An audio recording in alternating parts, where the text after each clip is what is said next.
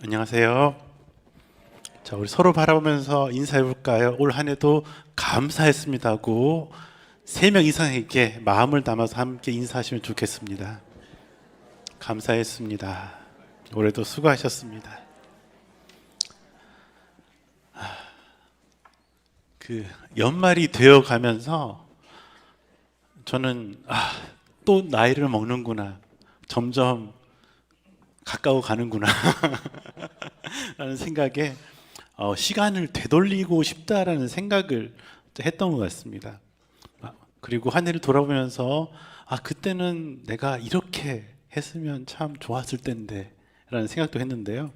그런데 이미 다 지난 일이기 때문에 그것들을 내가 다시 되돌이킬 수도 없고 또 이제 뭐 어쩔 수 없죠. 이제 내가 컨트롤할 수 없는 상황들, 뭐 특히나 시간이 흐르는 것을 우리가 잡을 수가 없잖아요. 그래서 영화에도 이제 시간 여행이라는 것이 나온 게 아닌가, 사람들의 소망을 담아서 말이죠. 하지만 함께 살아갈 수 있었기에 제가 힘들었지만 올 한 해도 함께였기에 잘 살아왔구나라는 생각을 해보게 되었습니다.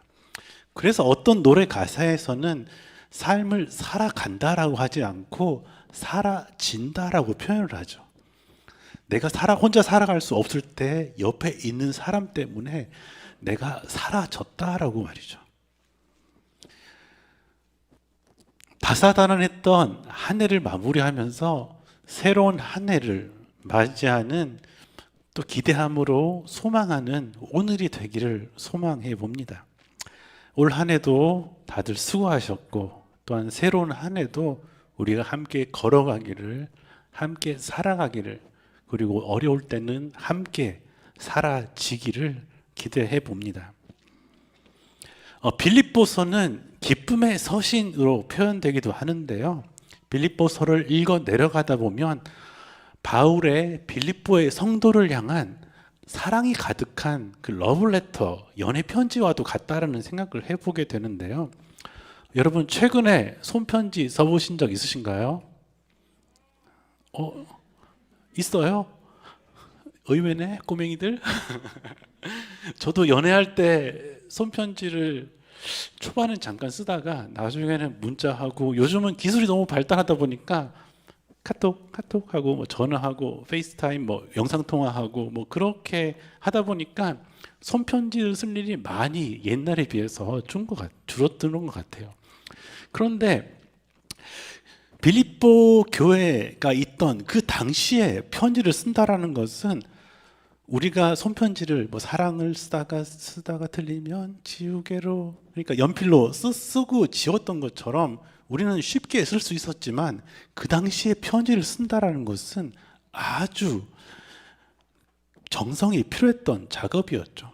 왜냐하면 편지를 양피지라는 것에서 써서 전달되었었는데 양피지가 아주 귀했고 비쌌을 뿐만 아니라 글을 한 번 쓰기 위해서는 이 비싼 양피지의 가치를 알기 때문에 한참 동안 내가 어떤 말을 해야 될까 생각하면서 한 땀 한 땀, 이렇게 이태리 장인이 이렇게 옷을 이렇게 하는 것처럼 한 땀 한 땀 아주 정성스럽게 시간을 들여서 자신의 마음을 써내려 갔던 것이죠.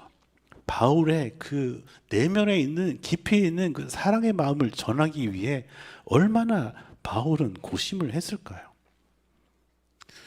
그런데 우리가 알다시피 빌립보서가 쓰여질 당시에는 바울의 상황이 그렇게 좋지 않았죠. 옥중서신, 옥에 갇혀서 어쩌면 본인이 사형당할지도 모르는 상황이었지만 빌립보서를 읽어 내려가다 보면 감사와 기쁨이 가득 담겨 있는 연애 편지와도 같은 글을 읽고 있다라는 것처럼 느껴집니다. 나는 지금 어려움 가운데 있지만 나는 기쁘다. 너희 때문에 감사하다. 감사가 넘친다라면서 그리스도의 복음으로 말미암아, 은혜로 말미암아서 자신의 현재 처지는 개의치 않고 기쁨에 가득 차서 그저 빌립보 교인들을 향한 자신의 사랑을 표현하고 있는 것이 바로 빌립보서이죠. 빌립보를 향한 편지이죠. 편지의 시작에서 바울은 자신이 기뻐하는 이유를 이렇게 설명합니다. 우리 5절 말씀 같이 한번 읽어볼까요? 시작.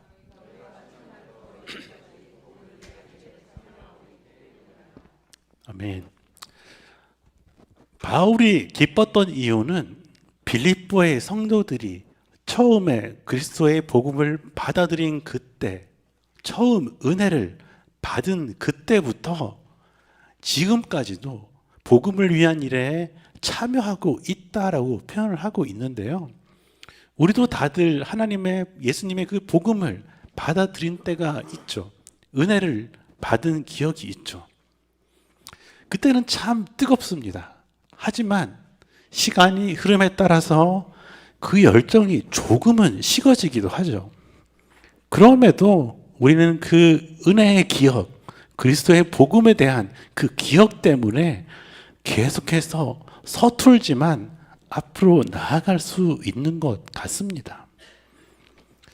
바울은 빌립보 성도들이 어쩌면 서툴지만 여전히 그리스도의 복음 안에서, 은혜 안에서 애쓰며 살아가고 있는 그 모습 자체가 귀했기 때문에 감사하다, 너희 때문에 내가 참으로 기쁘다라고 이야기를 하고 있는 것이죠.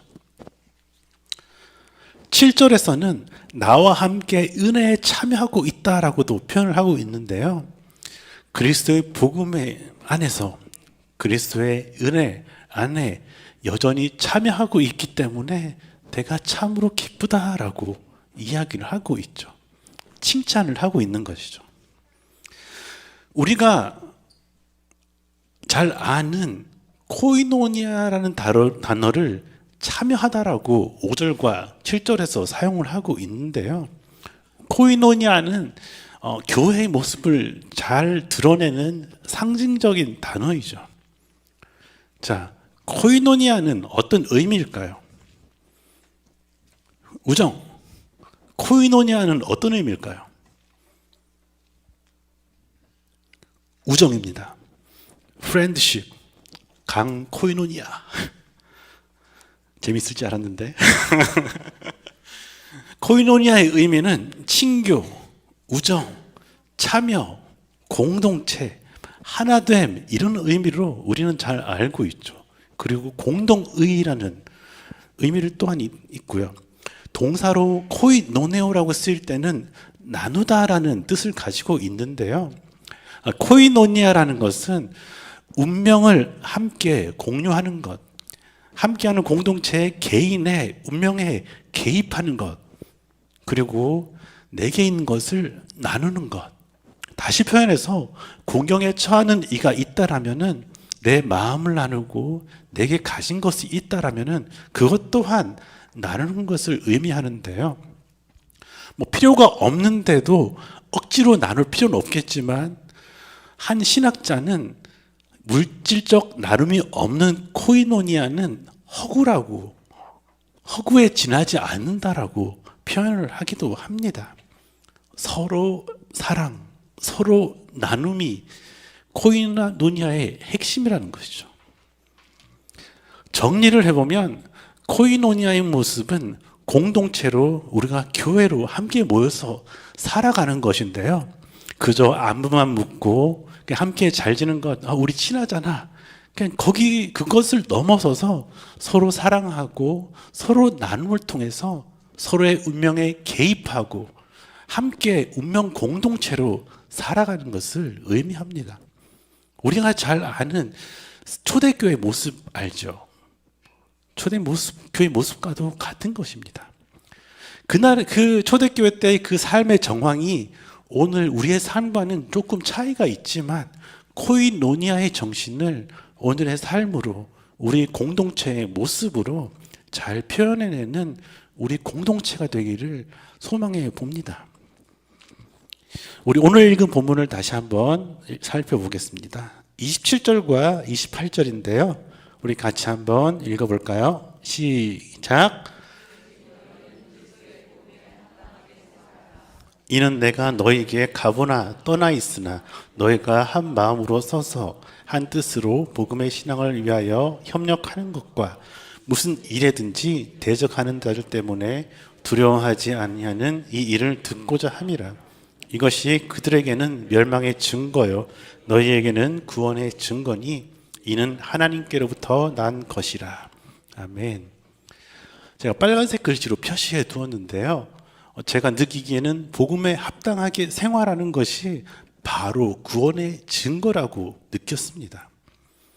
그런데 복음에 합당하게 생활하는 것과 구원의 증거의 결과로 너희가 한 마음으로 서서 한 뜻으로 복음의 신앙을 위하여 협력하는 것, 그리고 무슨 일에든지 대적하는 자들 때문에 두려워하지 않는 것이 바로 구원의 증거, 복음에 합당하게 살아가는 생활하는 그것의 결과로 나타난다는 것이죠. 바울이 그렇게 얘기했죠. 나는 비천에 처할 줄도 알고 궁핍에 처할 줄도 알고 자족하는 비결을 배웠다라고 표현합니다. 그리고 이어서 내게 능력 주시는 자 안에서 내가 모든 것을 할 수 있다라고 표현을 하죠. 바울이 정말로 모든 것을 다 할 수 있다라는 것이 아니라 그 모든 상황 가운데서도 감당할 힘을 주시기 때문에 내가 비천에도 처할 줄도 알고 궁핍함에 처할 줄도 알고 그럼에도 불구하고 하나님을 떠나지 않는 그러한 비결을 배웠다라고 표현하는 것이죠. 그것이 우리가 잘 아는 내게 능력 주시는 자 안에서 내가 모든 것을 감당할 수 있습니다, 주님을 떠나지 않을 수 있습니다라고 고백하는 그 바울의 고백이었던 것이죠. 내가 모든 것을 할 수 있으면 그 말씀만 붙들고 정말 모든 것을 할 수 있겠지만 그 말의 참 의미는 내가 주님 안에서 주님을 떠나지 않고 어떤 상황이 다가오더라도 대적하는 자들 때문에 주님을 떠나지 않겠습니다라고 고백하는 그 바울의 고백이었던 것이죠. 한 마음으로 서서 코이노니아를 통해 서로 사랑함으로 서로 나눔으로 하나 된 모습을 이야기하죠.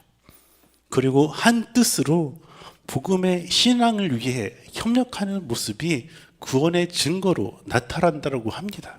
협력, 씨름하는 것입니다. 함께 공동체를 위해서 함께 이야기를 나누고 토론하고 그런 모습을 표현한 것이죠. 그리고 대적하는 자들이 나타난다고 합니다. 어떻게 보면은 고난인데요, 29절과 30절을 함께 읽어보겠습니다. 같이 읽어볼까요? 시작.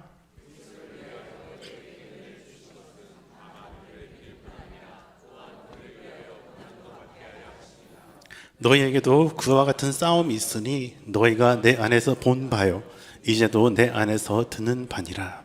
아멘. 29절은 27절과 28절의 말씀을 요약해 주는 것처럼 느껴지는데요, 그리스도의 복음에 참여하는 것, 즉 은혜에 참여한다는 것은 우리가 예수님을 믿는 것뿐만 아니라 예수님을 위해서 고난 또한 포함한다라고 이야기를 하고 있는 것이죠. 성경을 읽으면 읽을수록 마음이 어려워질 때가 있습니다. 왜냐하면 지금 말씀처럼 은혜를 받으면 참 좋아요.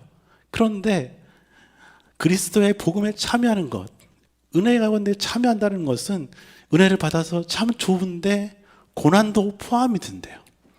은혜에서 그치면 은혜에서 그치면 참 좋을 것 같은데 고난이 함께랍니다. 하지만 성경은 이야기하죠. 고난이 유익이라고요. 우리는 11월부터 12월까지 그 고난과도 같은 긴 시간을 욥기를 묵상하면서 보냈죠. 욥기를 묵상하면서 우리가 배운 것은 고난을 통해서 우리가 하나님을 향해 나아가게 되며 결국에는 하나님을 더 알아가게 된다는 것이죠. 예수님께서는 또 산상수훈의 말씀 가운데서 기도에 대해서 가르치십니다. 구하고 찾고 두드리면 가장 좋은 것을 주실 것이다 라고 말이죠. 여기까지는 참 좋아요. 그런데 그 다음 말씀에서 너희들은 좁은 문으로 들어가라 라고 말씀하고 계시죠. 어려운 길, 즉 고난을 택하라라고 적극적으로 고난을 택하라고 말씀하고 계십니다. 좋은 것, 고난, 함께 하라는 것입니다. 그런데 우리는 하나님의 마음을 알아가면 알아갈수록 좁은 길이 생명의 길임을 알게 되죠. 바울은 이렇게 얘기했죠. 고난을 당할 때 여러분 기뻐하십시오. 이 일을 통해서 우리는 생명의 길을 가게 될 것입니다. 왜냐하면 우리에게 나타나는 그 모든 일들을 통해서 합력해서 선을 이루실 하나님을 우리가 신뢰하기 때문입니다 라고 말이죠. 우리 서로 이렇게 인사해 볼까요? 우리 하나님을 신뢰하십시다 라고 인사해 볼까요?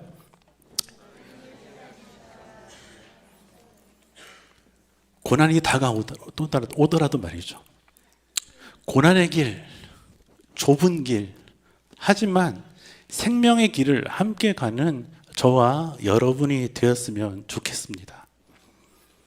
아멘 하신 분 소리 들었는데 이제 좁은 길이 조금 더 좁아지는 것 같아요. 사람들이 많아졌으니까.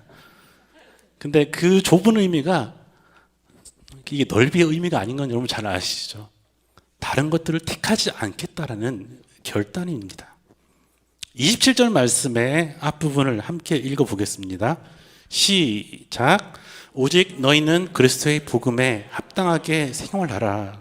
아멘. 그 생활하라는 단어는 헬라어로 폴리티오마이라는 단어를 쓰는데요. 그 폴리티오마이에는 폴리스라는 단어가 포함이 되어 있어요. 자, 머리를 식혀가는 의미에서 아니다. 질문을 한번 해볼까요? 자, 폴리스가 어떤 뜻일까요? 자, 자신 있게 괜찮아요? 폴리스. 영어가 아니에요, 여러분. 헬라어예요. 딩동댕. 제가 나중에 초코바 하나, 아니다, 햄버거 하나 먹으러 가자. 도시를 의미합니다. 시티, 캐슬이라고 성곽이라고 하죠.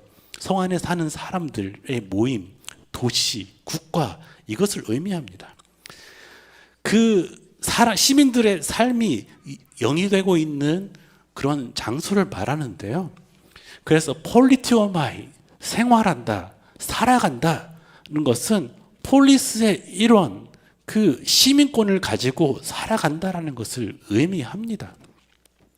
빌립보 교인에게는 그 폴리스라는 의미가 익숙했기 때문에 바울은 빌립보의 성도들에게 편지하면서 폴리티오마이, 살아가라, 시민권자처럼 살아가라라고 표현하고 있죠. 그래서 3장에서는 우리의 시민권은 하늘에 있다라고 바울은 이야기를 하고 있는 것입니다.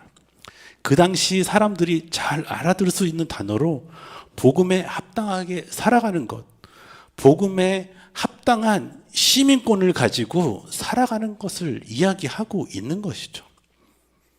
그렇다면 빌립보가 쓰여지던 시대에서 폴리스의 일원, 시민권자로 살아간다는 것은 어떤 의미였을까요? 시민권을 가졌다라는 것의 가장 큰 의미는 정치에 참여할 수 있다라는 것이었는데요. 오늘 우리 또한 정치에 참여하죠. 간접적으로 투표를 합니다. 그 당시에는 직접 민주주의가 발달했다라고 하는데요. 사람들이 아고라라고 하는 그 회의 장소에 모여서 자신들의 그 폴리스, 공동체의 운명을 결정하는 토론을 합니다. 그 모임의 장소를 아고라라고 하지만 시의회, 그 모임 자체를 시의회라고 하죠. 그런데 그 시의회가 헬라어로 우리가 잘 아는 에클레시아입니다. 그 시의회의 헬라의 이름을 따서 바울은 교회를 에클레시아라고 불렀던 것이죠. 시민들의 대표로 모인 이들이 함께 모여서 자기가 살아가는 그 사회, 국가의 운명을 걸고 토론하면서 정책의 방향을 결정하며 이웃나라와 전쟁을 할 것인지 하지 않을 것인지, 또 세상과의 관계에서 우리는 어떠한 태도를 취할 것인지 결정하는 것이 그 에클레시아, 폴리스 안에 속해 있는 그 에클레시아라고 하는 그 시의회에서 일어난 일이었죠. 정치 참여, 이것이 선택이 아닌 폴리스에 속한 시민권자들의 의무였다라고 합니다. 폴리스, 즉 에클레시아로 살아간다라는 것은 나의 운명을 넘어서서 우리 공동체의 운명까지도 주체적으로 적극적으로 결정하고 결단하는 정치적인 행위였던 것이죠. 그리스도의 복음에 합당한 시민권자로 살아간다라고 하는 것은 바로 이 정치적인 의미가 들어있다라는 것입니다. 아주 중요한 의미입니다. 에클레시아 할 때마다 이 생각을 떠올리셨으면 좋겠어요. 공동체의 운명을 결정하는 책임은 폴리스에 속한 시민들의 선택이 아닌 의무였다라는 것이죠. 조금 어려우니까 머리를 식혀가는 의미에서 퀴즈 하나 내볼까요? 우리 단어 한 번 띄워주시겠어요? idiot. 이게 무슨 뜻일까요? 자, 적극적으로. 응?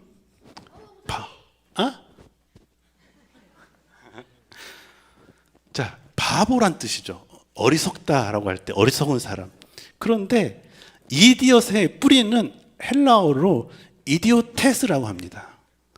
그 당시에 바보라고 하는 것, 어리석다라고 하는 것은 나의 일에만 관심이 있고 사회에는 관심이 없는 사람, 내 공동체의 일에는 관심이 없는 사람을 이디오테스라고 불렀죠. 폴리스에 속한다라는 것, 시민권자로 살아간다라는 것은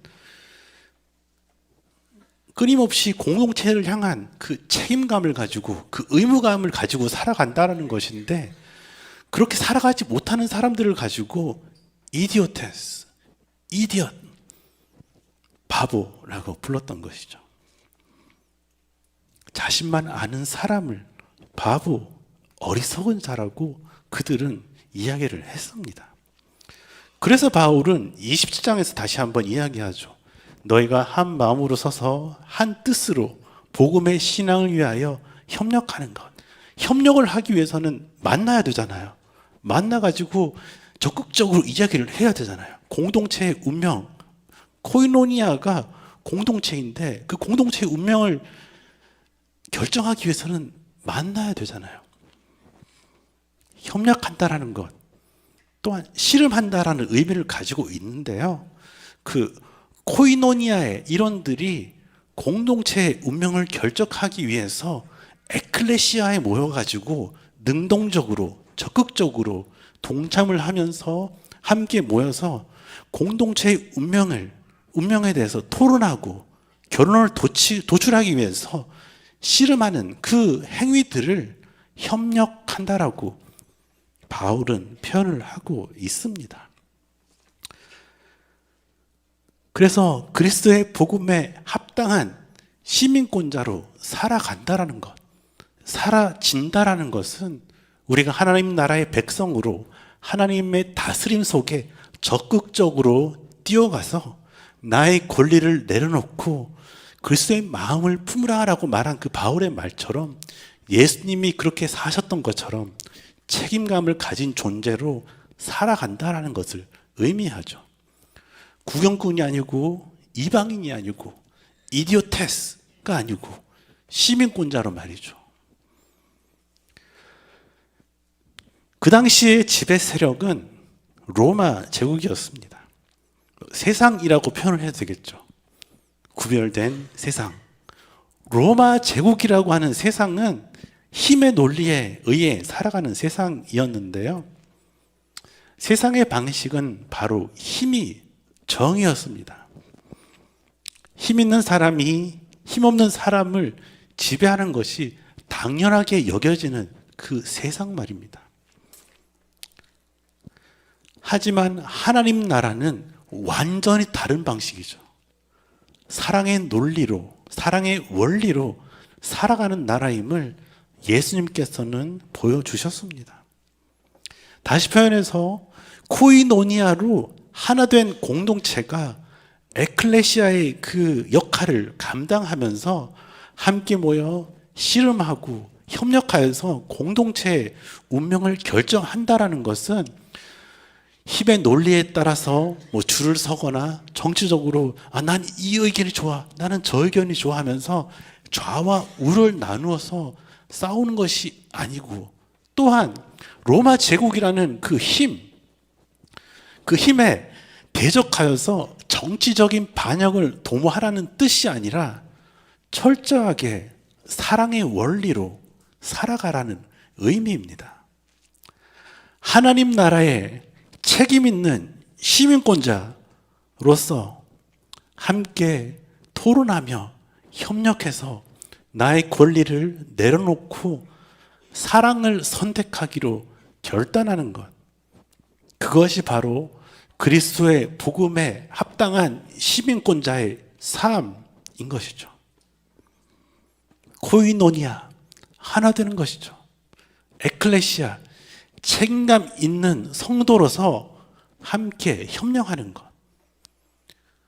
그리고 세상의 힘의 논리에 따라 살아간다라는 그 대적들 때문에 두려워하지 않고 철저하게 사랑을 선택하는 것. 그것이 바로 교회의 참 모습인 것이죠. 철저하게 사랑을 선택하는 것 말입니다. 그래서 바울은 로마서 12장 21절에서 이렇게 이야기하죠. 악에게 지지 말고 선으로 악을 이기라 라고 말입니다. 선이 바로 사랑의 원리를, 사랑을 선택하는 것입니다. 그래서 바울은 빌립보 교인들을 위해서 이렇게 기도하죠. 빌립보서 1장 10절에서 11절 우리 함께 읽어볼까요? 시작.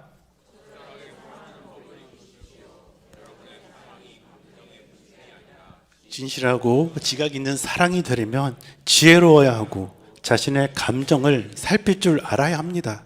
사랑하는 삶을 살되 신중하고도 모범적인 삶, 예수께서 자랑스러워하실 삶을 사십시오. 그것은 영혼의 열매를 풍성히 맺고 예수 그리스도를 매력적인 분으로 만들며 모든 이들로 하여금 하나님께 영광과 찬송을 돌려드리도록 하는 삶입니다. 사랑을 선택하는 삶이라는 것은 이것이라고 바울은 이야기하고 있습니다. 여러분 그렇게 사시겠습니까? 고난의 길일 수도 있는데 어떡하죠? 좁은 길이 더 좁아지면 어떡하죠? 코이노니아, 서로 사랑함으로, 서로 나눔으로 서로를 돌아보면서 하나됨을 이루어가고, 에클레시아, 공동체의 운명에 사랑하는 마음을 가지고 그리고 책임 있는 자세로 씨름하며 협력하는 것, 그것이 바로 교회의 믿음이라고 바울은 이야기를 하고 있는 것이죠. 나의 믿음의 척도가 기도를 많이 하거나 뭐 여튼 하나님을 내가 좀 더 알아라고 생각할 수 있겠지만, 바울이 이야기하는 교회의 믿음의, 나의 믿음의 척도는 이것이라고 이야기를 하고 있습니다. 코이노니아, 에클레시아, 내가 서로 사랑하고 있는가? 내가 나의 것을 포기하고 나누고 있는가? 그리고 공동체의 운명에 내가 개입을 하는가? 그것이 바로 교회의 믿음이라고 바울은 이야기를 하고 있습니다. 우리의 교회의 모습이 그렇게 세워져 가기를 기대합니다. 나와 너의, 우리의 범위를 넘어서서 우리 공동체뿐만 아니라 세상을 향한 관심, 책임을 가지는 것, 힘의 논리에 의한 좌나 우를 가르는 정치적인 행위가 아니라 그리스도의 마음을 품고 사랑의 길을 걸어가기로 적극적으로 선택하는 우리의 결단을 통해서 우리는 처음 연합할 때 많이 이야기했던 공교회의 모습을 회복해 나가게 될 것입니다. 마지막으로 이 말씀 한번 읽어볼까요? 3장 14절입니다. 시작. 푯대를 향하여 그리스도 예수 안에서 하나님이 위에서 부르신 부름의 상을 위하여 달려가노라. 나는 하나님께서 우리를 손짓하여 부르시는 그 목표, 곧 예수만을 바라볼 뿐입니다. 나는 달려갈 뿐 되돌아가지 않겠습니다. 오늘 찬양 뒤돌아서지 않겠네서 참 좋았어요. 이 말씀과 이렇게 땡큐. 오늘도 그리고 내일도 내일이 내년이네요. 올해도 내년도 우리는 묵묵히 교회로 코이노니아 하면 떠오르죠. 서로 사랑, 서로 나눔, 서로의 삶에 개입하고 한 배를 타는 것, 운명 공동체가 되는 것, 그리고 에클레시아 성도에게 있는 그 의무를 다하는 것, 그렇게 우리는 살아갈 것입니다. 그렇게 하실 거죠, 여러분? 앞을 향해 나아갈 것입니다. 푯대를 향하여. 메시지 성경에서는 하나님께서 이렇게 손짓하시는 그 예수님을 향해서 우리는 나아갈 것입니다. 우리에겐 목표가 정해져 있어요. 바로 예수님을 따라가는 것입니다. 사랑이신 그분을 우리는 따라갈 것입니다. 그 길 가운데 우리가 생각하지도 못한 일들이 벌어져서 어려울 수도 있겠죠.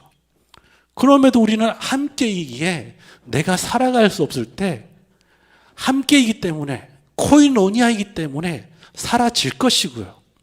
고난이라는 안개 때문에 앞이 뿌옇고 잘 안 보여요. 그때는 천천히 가면 됩니다. 바닥에 있는 표지판을 보면서 말이죠. 함께 손을 잡고 말입니다.